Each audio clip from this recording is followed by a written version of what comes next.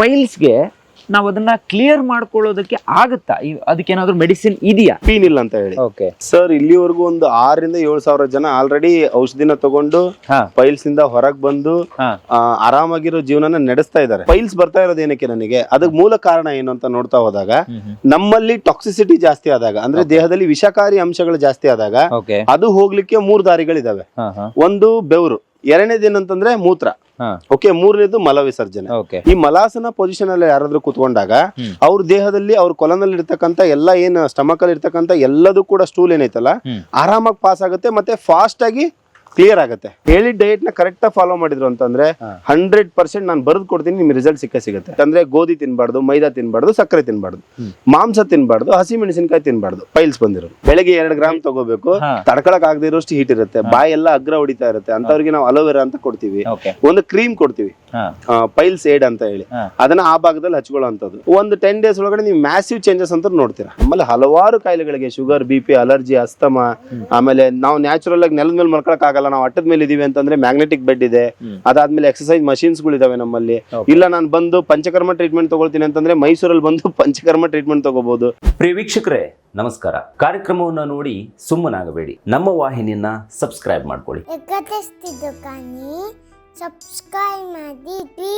Hi hello ನಮಸ್ಕಾರ ವೀಕ್ಷಕರೇ, ನಾನು ಸಂದೀಪ್ ಶೆಟ್ಟಿ, ಹೆಗ್ಗದ್ದೆ. ಇದು ಹೆಗ್ಗದ್ದೆ ಸ್ಟುಡಿಯೋ. ವೀಕ್ಷಕರೇ, ಪೈಲ್ಸ್ ಯಾಕೆ ಬರುತ್ತೆ? ಪೈಲ್ಸ್ ಬಂದಾಗ ಆಪರೇಷನ್ನೇ ಮಾಡಬೇಕಾ? ತುಂಬ ಜನರಿಗೆ ಇವತ್ತು ಮೋಷನ್ ಆಗುವ ಜಾಗದಲ್ಲಿ ಪ್ರಾಬ್ಲಮ್ ಇದೆ ಅಂತ ಹೇಳಿ ಅದು ಗೊತ್ತಾಗಿಲ್ಲ ಅಂದರೆ, ಅಥವಾ ಹಾಗೆ ಬಿಟ್ಟರೆ ಅದು ಕ್ಯಾನ್ಸರ್ಗೂ ಕನ್ವರ್ಟ್ ಆಗುತ್ತೆ ಅಂತ ಹೇಳಿ ಸುಮಾರು ಜನ ಡಾಕ್ಟರ್ಸ್ಗಳನ್ನು ಮಾತಾಡೋದನ್ನು ನಾನು ನೋಡಿದ್ದೆ. ಈ ಬಗ್ಗೆ ಒಂದಿಷ್ಟು ವಿಡಿಯೋಸ್ಗಳನ್ನು ಕೂಡ ಮಾಡಿದ್ದೆ. ನಾನು ಹೇಳೋದು, ಯಾವುದೇ ಕಾಯಿಲೆ ಆಗಲಿ ಸರ್ಟೈನ್ ಟೈಮ್ ಅನ್ನೋದು ನಮಗೆ ಕೊಡುತ್ತೆ. ಆ ಟೈಮಲ್ಲಿ ಅದನ್ನು ಸರಿ ಮಾಡ್ಕೋಬೇಕು. ಅದು ಕೂಡ ಆಯುರ್ವೇದಿಕ್ ಪಥ್ಯನೋ ಅಥವಾ ನಮ್ಮಲ್ಲಿರುವಂಥ ಕೆಲವೊಂದು ಗಿಡಮೂಲಿಕೆ ಔಷಧಿಯಿಂದ ಸರಿ ಮಾಡ್ಕೊಳಕ್ಕೆ ಆಗುತ್ತಾ ಅನ್ನೋದನ್ನು ನೋಡಬೇಕು, ಆದರೆ ಸರಿ ಮಾಡ್ಕೋಬೇಕು. ಸೊ ಹಾಗಾಗಿ ಈ ಸಲ ಇವತ್ತಿನ ಕಾನ್ಸೆಪ್ಟ್ ಆಗಿ ಪೈಲ್ಸ್ ಬಂದವರಿಗೆ ಒಂದು ಸ್ಪೆಷಲ್ ಆಗಿ ಕಾರ್ಯಕ್ರಮವನ್ನು ಪ್ರಸಾರ ಮಾಡ್ತಾ ಇದ್ದೀನಿ. ನನ್ನ ಜೊತೆಗೆ ಇದ್ರ ಬಗ್ಗೆ ಮಾತಾಡೋದಕ್ಕೆ ಮಣಿಕಂಠ ಅವರು ಇಲ್ಲೇ ಇದ್ದಾರೆ. ಕಾರ್ಯಕ್ರಮ ಸ್ವಾಗತ. Thank you sir. ಕಳೆದ ಅನೇಕ ವರ್ಷಗಳಿಂದ ನೂರಾರು ಜನರನ್ನ ನೀವು ಭೇಟಿಯಾಗಿದ್ದೀರಾ. ಅಂದ್ರೆ ಈ ಪೈಲ್ಸ್ ರಿಲೇಟೆಡ್ ಸಾವಿರಾರು ಜನರಿಗೆ ನೀವು ಒಂದು ಮೆಡಿಸಿನ್ ಅನ್ನು, ಅದರಲ್ಲೂ ಗಿಡಮೂಲಿಕೆ ಔಷಧಿಯನ್ನ ಕೊಡ್ತಾ ಇದ್ದೀರಾ ಅನ್ನೋದು ಗೊತ್ತಾಯ್ತು. ಸೊ ಈ ಬಗ್ಗೆ ನಾವು ಹಿಂದೆನೂ ಕೂಡ ಒಂದು ವಿಡಿಯೋದಲ್ಲಿ ಮಾತಾಡಿದ್ವಿ. ಇವತ್ತಿನ ಕಾರ್ಯಕ್ರಮದಲ್ಲಿ ಒಂದು ಇನ್ಫಾರ್ಮೇಶನ್ ಜೊತೆಗೆ ಈ ಪೈಲ್ಸ್ಗೆ ನಾವು ಅದನ್ನ ಕ್ಲಿಯರ್ ಮಾಡ್ಕೊಳ್ಳೋದಕ್ಕೆ ಆಗುತ್ತಾ? ಅದಕ್ಕೇನಾದ್ರೂ ಮೆಡಿಸಿನ್ ಇದೆಯಾ? ಇದ್ರೆ ಅದು 100% ಕ್ಲಿಯರ್ ಆಗುತ್ತೆ ಅನ್ನೋದ್ರ ಬಗ್ಗೆ ಒಂದು ಇನ್ಫಾರ್ಮೇಶನ್ ಕೊಡೋಣ ಅಂತ ಇವತ್ತಿನ ವಿಡಿಯೋನ ಮಾಡ್ತಾ ಇದ್ದೀನಿ ಸರ್. ಈಗ ನಿಮ್ಮಲ್ಲಿರುವಂತಹ ಔಷಧಿಯನ್ನ ಸುಮಾರು ಜನ ಬಳಸ್ಕೊಂಡಿದ್ದಾರೆ, ಒಳ್ಳೆ ರೇಟ್, ಸಕ್ಸಸ್ ರೇಟ್ ಕೂಡ ಅದರಲ್ಲಿದೆ. ಆಪರೇಷನ್ ಆಗ್ಬೇಕು ಅಂದವರೆಲ್ಲ ಅದನ್ನ ಕ್ಲಿಯರ್ ಮಾಡ್ಕೊಂಡಿರುವಂತ ಉದಾಹರಣೆ ಇದೆ ಅನ್ನೋದು ಗೊತ್ತಾಯ್ತು. ಹಾಗಾಗಿ ನಿಮ್ಮ ತೋಟಕ್ಕೆ ಬಂದು ಇವತ್ತು ಈ ಗಿಡಗಳ ಮಧ್ಯೆನೆ ನಾನು ಮಾತಾಡ್ತಾ ಇದ್ದೀನಿ. ಸೊ ಈ ಎಷ್ಟು ಜನ ಪೈಲ್ಸ್ ವ್ಯಕ್ತಿಗಳು ನಿಮ್ಮ ಹತ್ರ ಬಂದು ಔಷಧಿ ತಗೊಂಡಿರ್ಬೋದು ಇದುವರೆಗೆ? ಸರ್, ಇಲ್ಲಿವರೆಗೂ ಒಂದು 6,000-7,000 ಜನ ಆಲ್ರೆಡಿ ಔಷಧಿನ ತಗೊಂಡು ಪೈಲ್ಸ್ ಇಂದ ಹೊರಗ್ ಬಂದು ಆರಾಮಾಗಿರೋ ಜೀವನನ ನಡೆಸ್ತಾ ಇದ್ದಾರೆ. ಓಕೆನಾ? ಸೊ ಅದ್ರ ಜೊತೆಗೆ ಏನಂತಂದ್ರೆ, ನಾವು ಪೈಲ್ಸ್ ಬರ್ತಾ ಇರುವಂತ ಕಾರಣನ ಮೊದಲು ಹುಡುಕ್ತಾ ಹೋಗ್ಬೇಕು. ನಾವು ಸೀದಾ ಏನ್ ಮಾಡ್ತೀವಿ ಅಂದ್ರೆ ಆಪರೇಷನ್ ಹೋಗೋದು, ಅಥವಾ ಇಂಗ್ಲಿಷ್ ಮೆಡಿಸಿನ್ ತಗೊಳ್ಳೋದು, ಅಥವಾ ಇನ್ನೊಂದೇನೋ ಮತ್ತೊಂದೇನೋ ಮಾಡ್ಕೊಂತ ಹೋಗೋದು, ಅದನ್ನೆಲ್ಲ ಮಾಡ್ತಾ ಇರ್ತೀವಿ. ಬಟ್ ಆದ್ರೆ ಪೈಲ್ಸ್ ಬರ್ತಾ ಇರೋದು ಏನಕ್ಕೆ ನನಗೆ, ಅದಕ್ಕೆ ಮೂಲ ಕಾರಣ ಏನು ಅಂತ ನೋಡ್ತಾ ಹೋದಾಗ, ನಮ್ಮಲ್ಲಿ ಟಾಕ್ಸಿಸಿಟಿ ಜಾಸ್ತಿ ಆದಾಗ, ಅಂದ್ರೆ ದೇಹದಲ್ಲಿ ವಿಷಕಾರಿ ಅಂಶಗಳು ಜಾಸ್ತಿ ಆದಾಗ ಅದು ಹೋಗ್ಲಿಕ್ಕೆ 3 ದಾರಿಗಳಿದಾವೆ. ಒಂದು ಬೆವರು, ಓಕೆ, ಸರ್ವೇ ಸಾಮಾನ್ಯ ಎಲ್ಲರೂ ಬೆವರು ಬಂದೇ ಬರುತ್ತೆ. ಎರಡನೇದೇನಂತಂದ್ರೆ ಮೂತ್ರ, ಓಕೆ, ಮೂರನೇದು ಮಲ ವಿಸರ್ಜನೆ. ಈ ಮಲ ವಿಸರ್ಜನೆ ಮಾಡುವಾಗ ಮುಂಚೆ ಇಂಡಿಯನ್ ಟಾಯ್ಲೆಟ್ಸ್ ನ ಯೂಸ್ ಮಾಡ್ತಾ ಇದ್ರು. ಅವಾಗ ಯಾವುದೇ ರೋಗಗಳು ಜನರಿಗೆ ತುಂಬಾ ಕಮ್ಮಿ. ಪೈಲ್ಸ್ ಅಂತಂದ್ರೆ ಈಗ ಪೈಲ್ಸ್ ಸ್ಪೆಷಲ್ ಹಾಸ್ಪಿಟಲ್ಗಳೆಲ್ಲ ಓಪನ್ ಆಗಿದಾವೆ. ಬಿಫೋರ್ ಈಗ ಒಂದು 50 ವರ್ಷ 100 ವರ್ಷದ ಹಿಂದೆ ಯಾವುದೇ ಹಾಸ್ಪಿಟಲ್ಗಳು ಇರ್ಲಿಲ್ಲ ಡೆಡಿಕೇಟೆಡ್ ಪೈಲ್ಸ್ಗೆ, ಶುಗರ್ಗೆ, ಥೈರಾಯ್ಡ್ಗೆ ಅಂತ ಹೇಳಿ. ಈಗೆಲ್ಲ ಆಗಿದಾವೆ. ಅದಾದ್ಮೇಲೆ ಏನಂತಂದ್ರೆ, ಮುಂಚಿನ ಕಾಲದಲ್ಲಿ ಜನ ಏನಂತಂದ್ರೆ ಬಯಲು ಶೌಚ ಮಾಡ್ತಾ ಇದ್ರು. ಬಯಲು ಶೌಚ ತುಂಬಾ ಇದು ಕೆಟ್ಟದ್ದು, ಅದ್ರಿಂದ ಪೊಲ್ಯೂಷನ್ ಆಗುತ್ತೆ ಅಂತ ಎಲ್ಲರಿಗೂ ಗೊತ್ತಿದೆ. ಸೊ ಅದಾದ್ಮೇಲೆ ಇಂಡಿಯನ್ ಟಾಯ್ಲೆಟ್ ಯೂಸ್ ಮಾಡ್ತಾ ಇದ್ರು. ಇಂಡಿಯನ್ ಟಾಯ್ಲೆಟ್ ಅಲ್ಲಿ ನಾವು ಕುತ್ಕೊಂಡ್ರೆ ಅದಕ್ಕೆ ನಾವು ಮಲಾಸನ ಅಂತ ಹೇಳ್ತೀವಿ.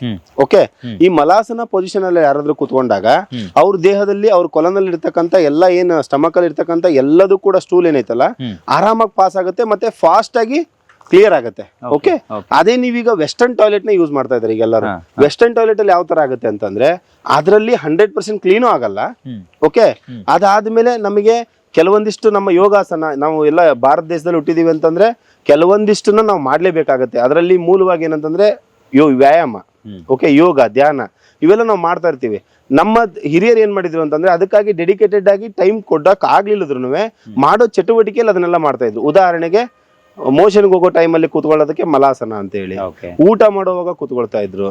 ಸೊ ಈ ತರ ಮಲ್ಕೊಳ್ಳೋವಾಗ ಈ ತರ ಮಲ್ಕೋಬೇಕು, ಪರ್ಟಿಕ್ಯುಲರ್ ಆಗಿ ಒಂದೊಂದೊಂದೊಂದೊಂದೊಂದು ಆಸನಗಳನ್ನ ಅವ್ರು ಟ್ರೈ ಮಾಡ್ತಾ ಇದ್ರು. ಈಗ ಜನ ಏನ್ ಮಾಡ್ತಾ ಇದಾರೆ ಅಂದ್ರೆ ಅದನ್ನ ಯಾವ್ದನ್ನು ಮಾಡ್ತಾ ಇಲ್ಲ. ಅದನ್ನೆಲ್ಲ ವೆಸ್ಟರ್ನ್ ಟಾಯ್ಲೆಟ್, ಊಟ ಕೂತ್ಕೊಳ್ಳೋ ಟೇಬಲ್ ಮೇಲೆ ಊಟ ಕೂತ್ಕೊಳ್ಳೋದು, ನೆಲದ ಮೇಲೆ ಕೂತ್ಕೊಂಡು ಊಟ ಮಾಡೋ ಪದ್ಧತಿ ಇಲ್ಲ. ಮುಂಚಿನ ಜನ ನೆಲದ ಮೇಲೆ ಡೈರೆಕ್ಟ್ ಆಗಿ ಮಲಗ್ತಾ ಇದ್ರು. ಅಂತಂದ್ರೆ ಅವ್ರಿಗೆ ಭೂಮಿಯ ಗ್ರಾವಿಟಿ ಎನರ್ಜಿ ಏನೈತಲ್ಲ, ಫೋರ್ಸ್ ಏನೈತಲ್ಲ, ಬ್ಲಡ್ ಸರ್ಕ್ಯುಲೇಷನ್ ಆಗ್ಲಿಕ್ಕೆ ಸಗಣಿ ಕಸ ಹೊಡೆದು ನೆಲ ಮೇಲೆ ಮಲ್ಕೋದಿದ್ದು ಸರ್ ಮುಂಚೆ. ಸೊ ಅದೆಲ್ಲ ಇದ್ದಾಗ ಆರಾಮಾಗಿದ್ರು ಜನ. ಈಗ ಏನಾಗಿದೆ ಅಂತಂದ್ರೆ ಮನೆ ಮೇಲೆ ಮನೆ ಕಟ್ತಾರೆ, ಅದ್ರ ಮೇಲೆ ಕಾಟ್ ಹಾಕ್ತಾರೆ, ಅದ್ರ ಮೇಲೆ 3-4 ಇಂಚಿಂದು ಅಥವಾ ಹೆಚ್ಚು ಕಮ್ಮಿ ಒಂದು ಅರ್ಧ ಫೀಟ್ 3/4 ಫೀಟಿಂದು ಒಂದು ಬೆಡ್ ಹಾಕ್ತಾರೆ, ಅದ್ರ ಮೇಲೆ ಒಂದು ಹಾಸಿಗೆ ಹಾಸಿ ಅದ್ರ ಮೇಲೆ ಮಲಗ್ತಾರೆ. ಓಕೆ, ಸೊ ಏನಾಗ್ತಾ ಇದೆ ಅಂತಂದ್ರೆ 100% ಅವ್ರು ಮಾಡ್ತಾ ಇರೋದೆಲ್ಲ ಕೆಟ್ಟದ್ದು ಅಂತ ಎಲ್ಲರಿಗೂ ಗೊತ್ತಿದೆ. ಈಗ ನೀವು ಪಾನಿಪುರಿ ತಿನ್ನೋವಾಗ ನಿಮ್ ಮನಸ್ಸು ಹೇಳುತ್ತೆ, ಓ ಇದು ತಿನ್ನೋದ್ರಿಂದ ನನಗೆ ಗ್ಯಾಸ್ ಆಗುತ್ತೆ, ಇದನ್ನ ತಿನ್ನೋದ್ರಿಂದ ಏನೋ ಸಮಸ್ಯೆ ಆಗುತ್ತೆ, ಆದ್ರೂ ನಾವು ತಿಂತೀವಿ. ಓಕೆ, ಮನ್ಸು ಹೇಳಿದ್ರು. ಈಗ ಯಾರೋ ಸ್ಮೋಕಿಂಗ್ ಮಾಡ್ತಾ ಇದಾರೆ, ಯಾರೋ ಆಲ್ಕೋಹಾಲ್ ತಗೊಳ್ತಾ ಇದಾರೆ, ಅವ್ರಿಗೆಲ್ಲರಿಗೂ ಗೊತ್ತಿದೆ ಇದನ್ನ ಮಾಡೋದ್ರಿಂದ ನನಗೆ ಕೆಟ್ಟದ್ದಾಗತ್ತೆ ಅಂತೇಳಿ, ಆದ್ರೂ ಅದನ್ನೆಲ್ಲ ಮಾಡ್ತಾರೆ. ಓಕೆ, ಅಂದ್ರೆ ಏನಂದ್ರೆ ಬಾಯಿ ರುಚಿಗಿಂತ ದೊಡ್ಡದು ಏನಿಲ್ಲ ಅನ್ನೋ ತರ ರಿಯಾಕ್ಟ್ ಮಾಡ್ತಾರೆ. ಆ ತರ ಅವರು ನಡ್ಕೊಂತ ಇದಾರೆ. ಇದರಿಂದ ಏನಾಗ್ತಾ ಇದೆ ಅಂದ್ರೆ piles, sugar, BP, allergy, asthma, ಈ ತರದೆಲ್ಲ ಕಾಯಿಲೆಗಳು ಉಲ್ಬಣ ಆಗ್ತಾ ಇದಾವೆ. ಅವಾಗೆಲ್ಲ ಏನಂತಂದ್ರೆ 100ರಲ್ಲಿ ಒಬ್ಬರಿಗೆ ಇಬ್ಬರಿಗೆ ಕಾಣಿಸ್ತಾ ಇದ್ದ ರೋಗಗಳು ಈಗ 100ರಲ್ಲಿ 70 ಜನ ಕಾಣಿಸ್ತಾ ಇದೆ. ಅಂದ್ರೆ ಒಂಥರ ಮಾಸ್ ಚೇಂಜಸ್ ಆಗಿದೆ ಲೈಫ್ ಸ್ಟೈಲ್ ಅಲ್ಲಿ. ಆ ಮಾಸ್ ಚೇಂಜಸ್ ಇಂದಾನೆ ಇದೆಲ್ಲ ಆಗ್ತಾ ಇರೋದು. ನಮ್ಮಲ್ಲಿ ಏನಂತಂದ್ರೆ ಒಬ್ಬ 80 ವರ್ಷದ ಸೈಂಟಿಸ್ಟ್ ಇದನ್ನ ಕಂಡುಹಿಡಿದಿರೋದು ಪೀನಿಲ್ ಅಂತ ಹೇಳಿ. ನೀವು ನೋಡ್ತಾ ಇರ್ಬೋದು. ಇದನ್ನ ಆಲ್ರೆಡಿ ನಾವು 6-7 ಸಾವಿರ ಜನರಿಗೆ ಕೊಟ್ಟಿದೀವಿ. 70 to 80% ಸಕ್ಸಸ್ ರೇಟ್ ಇದೆ ಇದ್ರ ಮೇಲೆ. 100% ಆದ್ರೂ ಆಗಲ್ಲ. ಯಾಕೆ 100% ಆಗಲ್ಲ ಅಂದ್ರೆ ನಾವು ಹೇಳಿದ ಡಯಟ್ ನೇ ಫಾಲೋ ಮಾಡ್ಲಿಲ್ಲ ಅಂತಂದ್ರೆ 100% ರಿಸಲ್ಟ್ ಸಿಗಲ್ಲ. ಹೇಳಿದ ಡಯಟ್ ನ ಕರೆಕ್ಟ್ ಆಗಿ ಫಾಲೋ ಮಾಡಿದ್ರು ಅಂತಂದ್ರೆ 100% ನಾನು ಬರೆದು ಕೊಡ್ತೀನಿ, ನಿಮ್ಗೆ ರಿಸಲ್ಟ್ ಸಿಗುತ್ತೆ. ನಾವು ಹೇಳಿದ ಡಯಟ್ ಅಂದ್ರೆ ಗೋಧಿ ತಿನ್ಬಾರ್ದು, ಮೈದಾ ತಿನ್ಬಾರ್ದು, ಸಕ್ಕರೆ ತಿನ್ಬಾರ್ದು, ಮಾಂಸ ತಿನ್ಬಾರ್ದು, ಹಸಿ ಮೆಣಸಿನಕಾಯಿ ತಿನ್ಬಾರ್ದು, ಪೈಲ್ಸ್ ಬಂದಿರೋದು. ಓಕೆ, ಅದ್ರಲ್ಲಿ ಏನಂತಂದ್ರೆ ಕೆಲವೊಬ್ಬರಿಗೆ ಕ್ಯಾನ್ಸರ್ ಆಗಿರುತ್ತೆ, ಅದಾದ್ಮೇಲೆ ಕೆಲವೊಬ್ಬರಿಗೆ ಅಲ್ಸರ್ಸ್ ಆಗಿರುತ್ತೆ ಹೊಟ್ಟೆ ಒಳಗಡೆ. ಈ ತರ ಏನಂತಂದ್ರೆ ರೆಕ್ಟಮ್ ಅಲ್ಲಿ ಒಂದಲ್ಲ ಹಲವಾರು ಸಮಸ್ಯೆಗಳು ಬಂದಿರುತ್ತೆ. ಪೈಲ್ಸ್ ಅಲ್ಲೇ ತುಂಬಾ ಹಲವಾರು ರೀತಿಯ ಪೈಲ್ಸ್ ಗಳು ಬರ್ತವೆ. ಅದ್ರಲ್ಲಿ ಕೆಲವೊಬ್ಬರಿಗೆ ಗಾಯ ಆಗಿರುತ್ತೆ. ಓಕೆ, ಈ ಗಾಯ ಆಗಿದೆ ಅಂದ್ರೆ ಇದನ್ನ ಉಪಯೋಗಿಸಂಗಿಲ್ಲ. ನಾವು ಅವ್ರಿಗೆ ಕ್ಲಿಯರ್ ಆಗಿ ಹೇಳ್ಬಿಡ್ತೀವಿ ಮುಂಚೆ. ಅದಕ್ಕೆ ನಿಮ್ಗೆ ಯಾವ ತರ ಪೈಲ್ಸ್ ಇದೆ ಅಂತ ಕೇಳ್ತೀವಿ. ಸೊ ಇಲ್ಲ ನನಗೆ ಮೊಳಕೆ ಮೂಲವಾದಿ ಇದೆ, ಇಲ್ಲ ಬ್ಲೀಡಿಂಗ್ ಆಗ್ತಾ ಇದೆ, ಹೀಟ್ ಜಾಸ್ತಿಯಾಗಿ ಆಗ್ತಾ ಇದೆ. ಸೊ ಆತರ ಇದ್ದಾಗ ಒಂದ್ಸತಿ ಮನೆ ಮದ್ದು ಮಾಡೋದು ಅಥವಾ ಈ ತರದ ಔಷಧಿಗಳು, ಆಯುರ್ವೇದ ಔಷಧಿಗಳನ್ನ ಬಳಕೆ ಮಾಡೋದ್ರಿಂದ ಏನು ಸೈಡ್ ಎಫೆಕ್ಟ್ ಇರಲ್ಲ. ಇದನ್ನ 1 ತಿಂಗಳದನ್ನ ಒಂದೇ ದಿನ ತಗೊಂಡ್ರು ಸೈಡ್ ಎಫೆಕ್ಟ್ ಇಲ್ಲ ಸರ್. ಕರೆಕ್ಟ್ ಆಗಿ ಇದನ್ನ ಬಳಸ್ತಾ ಹೋದ್ರೆ ಅಂದ್ರೆ 100% ಪೈಲ್ಸ್ ಇಂದ ನಾವು ಹೊರಗೆ ಬರ್ಬೋದು. ಓಕೆ, ಪೈಲ್ಸ್ ಇಂದ ಹೊರಗೆ ಬರೋದಕ್ಕೆ ಇದು ಕೂಡ ಒಂದು ಸರಿಯಾದ ಸಮಯ ಮತ್ತೆ ಸರಿಯಾದ ಮೆಡಿಸಿನ್ ಅಂತ ಹೇಳೋದಕ್ಕೆ ನಾನು ಇಷ್ಟಪಡ್ತೀನಿ. ಯಾಕಂದ್ರೆ ನಾನು ಅನೇಕ ದಿನಗಳಿಂದ ಇದ್ರ ಬಗ್ಗೆ ಕೇಳಿದ್ದೆ. ಹಂಗಾಗಿ ಒಂದ್ಸಲ ಹೆಗ್ಗದ್ದೆಯಲ್ಲಿ ಇದನ್ನ ಪ್ರಸಾರ ಮಾಡೋಣ ಅಂತಾನು ಕೂಡ ಅಂದ್ಕೊಂಡಿದ್ದೆ. ಇದು ಬೇಕು ಅಂದ್ರೆ ನೀವು ಮನೆಗೆ ತಲುಪಿಸ್ತೀರಾ ಅಥವಾ ನಿಮ್ಮಲ್ಲಿಗೆ ಬರ್ಬೇಕಾ ಸರ್? ಈಗ ನಮ್ಗೆ ಏನಂತಂದ್ರೆ ಹಲವಾರು ರೀತಿಯಿಂದ ಇದನ್ನ ತರಿಸ್ಕೋಬಹುದು. ಉದಾಹರಣೆಗೆ ಡೈರೆಕ್ಟ್ ಆಗಿ ನಮ್ಮ ರಾಣೆಬೆನ್ನೂರಿಗೆ ಬಂದು ನಮ್ಮ SVPL ಗೆ ಬಂದು ತಗೊಂಡ್ ಹೋಗ್ಬೋದು. ನೀವು ಗೂಗಲ್ ಅಲ್ಲಿ ಹೋಗಿ ಅಥವಾ ಇನ್ಸ್ಟಾಗ್ರಾಮ್ ಅಲ್ಲಿ, ಯೂಟ್ಯೂಬ್ ಅಲ್ಲಿ ಹೋಗಿ SVPL ಅಂತ ಹೊಡೆದ್ರೆ, SVPL ಗ್ರೂಪ್ಸ್ ಅಂತ ಹೊಡೆದ್ರೆ ನಂಬರ್ ಅನ್ನು ಕೂಡ ನಂಬರ್ ಅಲ್ಲೂ ಕೊಟ್ಟಿರ್ತೀವಿ. ತುಂಬಾ ಸಿಗ್ತವೆ ನಿಮಗೆ ವಿಡಿಯೋಸ್ ಗಳೆಲ್ಲ. ನಾವೇ ತುಂಬಾ ಹಲವಾರು ಆರೋಗ್ಯಕ್ಕೆ ಸಂಬಂಧಪಟ್ಟಿದ್ದ ವಿಡಿಯೋಸ್ ಗಳೆಲ್ಲ ಮಾಡಿದೀವಿ.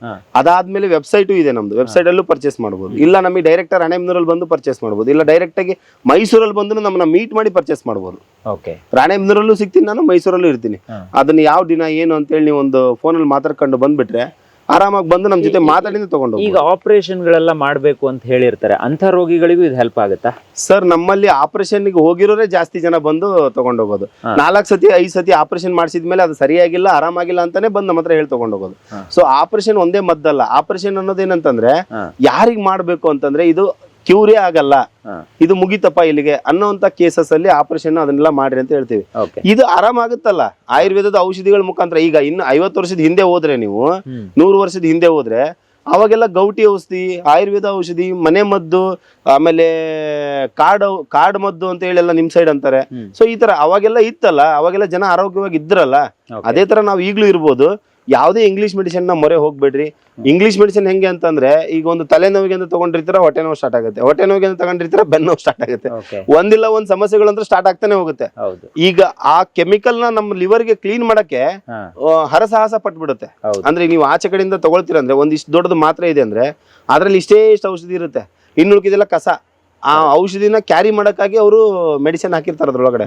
ಸೊ ಆ ಒಂದು ಡ್ರಗ್ಸ್ ನ ತಗೊಂಡು, ಆಲ್ಕೋಹಾಲ್ ನ ತಗೊಂಡು, ಅದಾದ್ಮೇಲೆ ಕೆಲವೊಂದಿಷ್ಟು ಕೆಟ್ಟ ಚಟಗಳನ್ನ ಮಾಡಿ ದುಶ್ಚಟಗಳನ್ನ ಮಾಡಿ ನಾವು ಆರೋಗ್ಯ ಹಾಳು ಮಾಡ್ಕೊಳ್ಳೋದಕ್ಕಿಂತನೂ ಆಯುರ್ವೇದದ ಔಷಧಿಗಳನ್ನ ತಗೊಂಡು ಸಾತ್ವಿಕ ಆಹಾರವನ್ನ ಮೇಂಟೈನ್ ಮಾಡಿ 100% ಪೈಲ್ಸ್ ನಿಂದ ಹೊರಗಡೆ ಬರ್ಬೋದು. ಪೈಲ್ಸ್ ಒಂದೇ ಅಲ್ಲ, ನಮ್ಮಲ್ಲಿ ಹಲವಾರು ಕಾಯಿಲೆಗಳಿಗೆ, ಶುಗರ್, BP, ಅಲರ್ಜಿ, ಅಸ್ತಮ, ಆಮೇಲೆ ನಾವು ನ್ಯಾಚುರಲ್ ಆಗಿ ನೆಲದ ಮೇಲೆ ಮಲ್ಕೊಳಕ್ ಆಗಲ್ಲ, ನಾವು ಅಟ್ಟದ ಮೇಲೆ ಇದೀವಿ ಅಂತಂದ್ರೆ ಮ್ಯಾಗ್ನೆಟಿಕ್ ಬೆಡ್ ಇದೆ, ಅದಾದ್ಮೇಲೆ ಎಕ್ಸರ್ಸೈಸ್ ಮಷೀನ್ಸ್ ಗಳಿದಾವೆ ನಮ್ಮಲ್ಲಿ. ಇಲ್ಲ ನಾನು ಬಂದು ಪಂಚಕರ್ಮ ಟ್ರೀಟ್ಮೆಂಟ್ ತಗೊಳ್ತೀನಿ ಅಂತಂದ್ರೆ ಮೈಸೂರಲ್ಲಿ ಬಂದು ಪಂಚಕರ್ಮ ಟ್ರೀಟ್ಮೆಂಟ್ ತಗೋಬಹುದು. ಸೊ ಒಂದಲ್ಲ, ಹಲವಾರು ನಮ್ಮ ಸಂಸ್ಥೆಯಿಂದ ಆಯುರ್ವೇದ ಕೂಡ ನಿಮ್ಮಲ್ಲಿ ಸೊಲ್ಯೂಷನ್ ಇದೆ ಅದಕ್ಕೆ. ಹೌದು ಸರ್. ಎಸ್, ನೋಡಿ ವೀಕ್ಷಕರೇ, ಪೈಲ್ಸ್ ಬಗ್ಗೆ ನಾನು ಇನ್ಫಾರ್ಮೇಶನ್ ಕೊಟ್ಟಿರುವ ಕಾರಣನೇ ಇದು. ಯಾಕಂದ್ರೆ ನಾನು ಇದನ್ನ ತುಂಬಾ ಕೇಳಿದ್ದೆ, ಸಿಕ್ಕಾಪಟ್ಟೆ ದೊಡ್ಡ ದೊಡ್ಡ ಹಾಸ್ಪಿಟ್ಲ್ಗಳಲ್ಲಿ ಇದ್ರ ಬಗ್ಗೆ ಈಗ ಎಲ್ರಿಗೂ ಆಪರೇಷನ್ ಮಾಡಬೇಕು, ಅಲ್ಲೊಂದಿಷ್ಟು ಲಕ್ಷ ಖರ್ಚಾಗುತ್ತೆ ಅಂತ ಜನಗಳು ಮಾತಾಡೋದನ್ನು ಕೂಡ ನಾನು ಕೇಳಿದ್ದೆ. ಹೌದು ಸರ್. ಹಾಗಾಗಿ ಕೆಲವು ನಮ್ಮಲ್ಲೇ ಸಿಗುವಂತ ಆಯುರ್ವೇದದ ಸತ್ವದಿಂದ ಇದನ್ನ ಕ್ಲಿಯರ್ ಮಾಡ್ಕೊಳ್ಬಹುದು ಅನ್ನೋದಾದ್ರೆ ಅದನ್ನ ಯಾಕೆ ಮಾಡ್ಕೋಬಾರದು ಅಂತ ಈ ವಿಡಿಯೋನ ಪ್ರಸಾರ ಮಾಡಿದೀನಿ. ಥ್ಯಾಂಕ್ ಯು ಮಣಿಕಂಠ ಅವರೇ. ನಿಮ್ಮಿಂದ ತುಂಬಾ ಜನರಿಗೆ ಹೆಲ್ಪ್ ಆಗಿದೆ, ಇನ್ನೂ ಕೂಡ ಸುಮಾರು ಜನರಿಗೆ ಹೆಲ್ಪ್ ಆಗ್ಲಿ. ಇವ್ರ ಕೈಯಲ್ಲೇ ಇದೆ ನೋಡಿ, ಪೀನಿಲ್ ಅಂತ ಹೇಳಿ. ಸೊ ಇದೇ ಪೈಲ್ಸ್ಗೆ ಇವ್ರು ಕೊಡುವಂತ ಒಂದು ಆಯುರ್ವೇದದ ಪುಡಿ, ಅದು ಚೂರ್ಣ. ಅದನ್ನ ಪ್ರತಿದಿನ ಬೆಳಗ್ಗೆ 2 ಗ್ರಾಮ್ ತಗೋಬೇಕು. ಆಮೇಲೆ ಇನ್ನೊಂದ್ ಏನಂದ್ರೆ ನಾವು ಒಂದು ಅಲೋವೆರಾ ಅಂತ ಕೊಡ್ತೀವಿ. ಅಂದ್ರೆ ಪರ್ಟಿಕ್ಯುಲರ್ ಆಗಿ ಕೆಲವೊಬ್ರಿಗೆ ಹೀಟ್ ಜಾಸ್ತಿ ಇರುತ್ತೆ, ತಡ್ಕೊಳಕ್ ಆಗದೆ ಇರೋಷ್ಟು ಹೀಟ್ ಇರುತ್ತೆ, ಬಾಯಿ ಎಲ್ಲ ಅಗ್ರ ಹೊಡಿತಾ ಇರುತ್ತೆ, ಅಂತವ್ರಿಗೆ ನಾವು ಅಲೋವೆರಾ ಅಂತ ಕೊಡ್ತೀವಿ. ಒಂದು ಕ್ರೀಮ್ ಕೊಡ್ತೀವಿ, ಪೈಲ್ಸ್ ಏಡ್ ಅಂತ ಹೇಳಿ, ಅದನ್ನ ಆ ಭಾಗದಲ್ಲಿ ಹಚ್ಕೊಳ್ಳೋಂಥದ್ದು. ಇದನ್ನೆಲ್ಲ ಹಚ್ಕೊಂಡ್ರೆ ಏನಾಗುತ್ತೆ ಅಂತಂದ್ರೆ, ಇದನ್ನೆಲ್ಲ ಪೌಡರ್ ತಗೊಂಡಾಗ ಒಂದು 10 ಡೇಸ್ ಒಳಗಡೆ ನೀವು ಪೈಲ್ಸ್ ಇಂದ ಹೊರಗಡೆ ಬರ್ತೀರಾ. ಪೈಲ್ಸ್ ಇಂದ ಹೊರಗಡೆ ಅಂದ್ರೆ 100% ಬರ್ಬೇಕು ಅಂದ್ರೆ ಅದಕ್ಕೊಂದು ಸರ್ಟನ್ ಟೈಮ್ ಅಂತ ಇರುತ್ತೆ. ಒಂದು 10 ಡೇಸ್ ಒಳಗಡೆ ನೀವು ಮ್ಯಾಸಿವ್ ಚೇಂಜಸ್ ಅಂತ ನೋಡ್ತೀರಾ. ಖಂಡಿತ ಇವರ ಕಾಂಟ್ಯಾಕ್ಟ್ ನಂಬರ್ ಅನ್ನ ಕೊಟ್ಟಿರ್ತೀನಿ. ಇದು ಈ ಹೊತ್ತಿನ ವಿಶೇಷ. ಡಿಸ್ಕ್ರಿಪ್ಷನ್ ಬಾಕ್ಸ್ ಅಲ್ಲೂ ಕೂಡ ಕಂಪ್ಲೀಟ್ ಡೀಟೇಲ್ಸ್ ಇರುತ್ತೆ, ಒಮ್ಮೆ ರೀಡ್ ಮಾಡ್ಕೊಳ್ಳಿ ಅಂತ ಹೇಳ್ತಾ ಇವತ್ತಿನ ಕಾರ್ಯಕ್ರಮ ಮುಗಿಸ್ತಾ ಇದ್ದೀನಿ. Stay tune, Heggadde studio.